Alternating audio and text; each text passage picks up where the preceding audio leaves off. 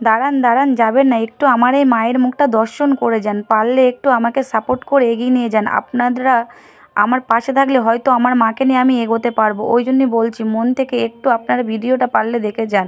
মা, ও মা, আপনাকে যারা ভক্তি ভরে দেখছে, আপনাকে যারা লাইক কমেন্ট সাবস্ক্রিপশন করে পাশে আছে, তাদেরকে মা দুহাত ভরে আশীর্বাদ দেবেন। হ্যাঁ মা, যারা ভিডিওটা দেখছে লাইক কমেন্ট করছে না মা, তাদেরকেও অনেক অনেক ভালোবাসা দেবেন। আপনারা তো জগৎপালক পিতামাতা, কারোকে এড়িয়ে যাবেন না মা।